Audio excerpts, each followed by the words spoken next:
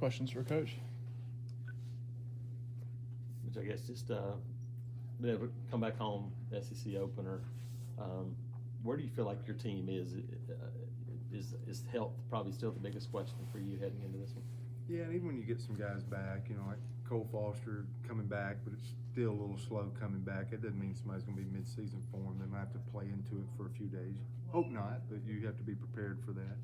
I think there's a chance we get some guys back, like Pierce, McMurray. Will they be on the 27-man roster? I hope so. We played 9 and 11 days and then took a trip, been on the road, to Arkansas, and then coming right back in 48 hours playing in Montgomery.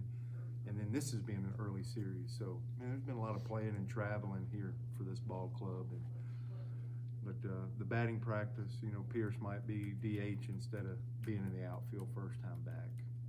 Same with McMurray. But I'd love to have those two back on the 27-man roster. We think that would help us eventually.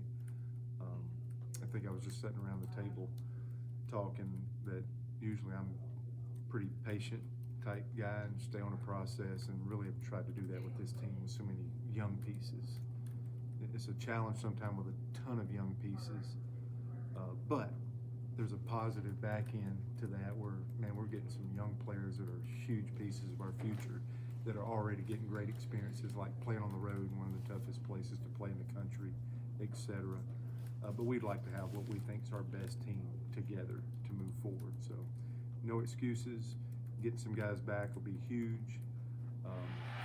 I think it's probably important for me to go ahead and mention, because I haven't given an update, and our fans and you guys have been so patient with like a Joseph Gonzalez, because we anticipated and was hopeful that he would pitch in Arkansas. When that didn't happen, I just felt like we're yo-yoing back and forth. So, just ask the best doctor in the world to sit down with him face to face, and so we're probably going to take a few more weeks, maybe up to 6 weeks. Joseph still feels something when he's in full external. When he cranks it up to full speed, still feels a little bit. So the positive news with Joseph is we don't think there's any surgery on the horizon or in his future for what he's experiencing now, but we think it's going to cost us a few more weeks to try to get this last thing knocked out. So did get to speak to Dr. Andrews today. So I think we're getting some guys back, but the Joseph prognosis will probably won't have anything else for 6 weeks, and then we'll see where Joseph's at, number one, where the team's at. But at least we have some clarity. We've been yo-yoing back and forth with this, and so to put that to bed and give everybody an update, I think that's where we're at from a health standpoint. And I just think we're going to know more week 2. We're not used to looking or seeing with 2+ decades of experience where you had 5 sweeps on a first weekend. So I usually say, 4 or 5 weeks, let this thing shake out. There's different rhythms for clubs. I think this is going to tell us a lot. We're seeing maybe somebody who just played, having to go on the road, looking around at the matchups, and now us in Georgia kind of in that same boat, and we're playing each other. I think this second week is going to tell us a lot about where we're headed and what's going on. So, but we still have to stay in the process. If you do these certain things, that equals results. So our straight lines is continuing to try to have big innings and to pitch better, etc. Keep fighting for base runners, all these things that we've tried to build this team with. That's our process. That's what we can control. We went 0 for 9 in the series in that last weekend, so that makes it really tough in any of the phases. So hopefully we'll do better at that. If we can stay on the process, have better results this weekend. But I think this is a huge week for everybody in the conference. Pitching plan still the same with Vail, Crotchfeld, TBA, and then kind of filling the gaps? Close. We're just going to split that second day. I want Crotchfeld to stay on. He threw last Saturday. I want him to stay on that as a young pitcher. He wound up powering through. We liked his 3rd and 4th innings. He got set, but he got to full, just over 80 pitches, I think. So we're going to go Vail, TBA, Crotchfeld for this series and see what we expend in game 1, and maybe just those first 4 or 5 at bats, maybe see who could be potentially the best matchup and get a gut feel for that. So, but it's really, we think Vail is ready to go because he threw 63 pitches. So shorten him a day, we're not as concerned with being a veteran. So we'll get Vail out there. His first 3 innings were really good. Can we carry that through and power through and create a great start like he did against UAB? We'd love to see that. And then what do we use? What do we have to use behind Vail if we can stay competitive in game 1? We'll figure out, let the dust settle, and come up with somebody to get us started on game 2 on Friday, and keep Crotchfeld in that normal cycle, because somebody young like him, you give him full recovery, but you're giving him an opportunity to keep practicing and developing between starts. And when you start shorting guys a day, you start losing that for a young pitcher. So I think that's why we're going to put the TBA in the middle instead of at the end. Will Cannon, he threw 2 innings and then 4 innings or more.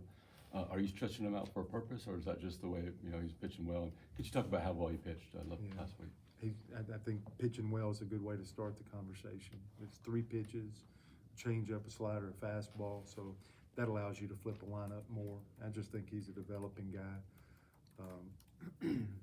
During the little stretch we've had, it's like, you're going to keep a guy that might be one of your 5 best pitchers, and you're going to keep him back there as a closer, but if you can't get to him, then start using them. And I thought that was really good for him to stretch his legs against Arkansas. I'm impressed. I do think he's one of our 5 best pitchers that we have right now. So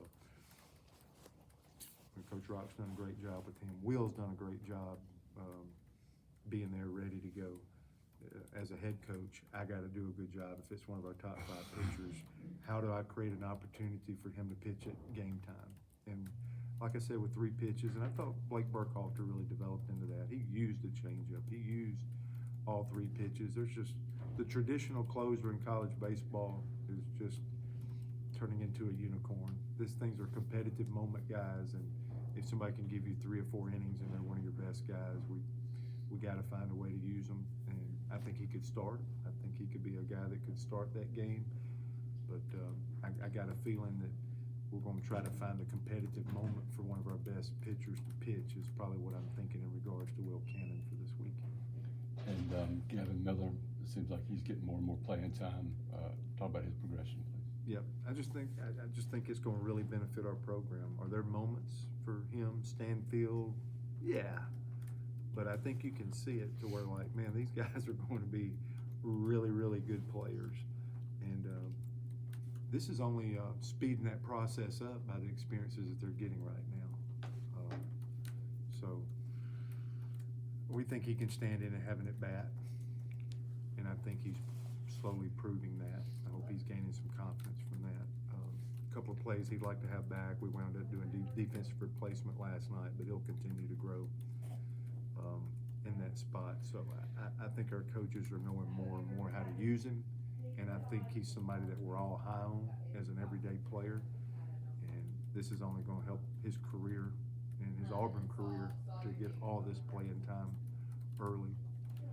I know it's last night and we're trying to get into this series, but it was imperative, even if it looked rough at the end or whatever, for Drew Nelson and Hayden Murphy to get us into the 7th inning with 2 freshmen to help us set up for our pitching. That was huge. So there's a couple of more guys, even though they're pitchers instead of position players, and they're learning by fire. And I'm not sure that's how we drew it up as coaches with these guys, but that's where we are. And now 5 weeks into it, Drew Nelson getting 4 innings and 1 hit, and learning and growing and gaining some confidence. We tried to start him opening weekend, and he stayed in it, did a nice job in Arkansas, and then got us off to a good start. I like seeing that growth out of all these young guys, so I'm just taking the Miller example and spreading it around. We got a lot of young guys playing right now, and it will be to the program's benefit moving forward. Is Drew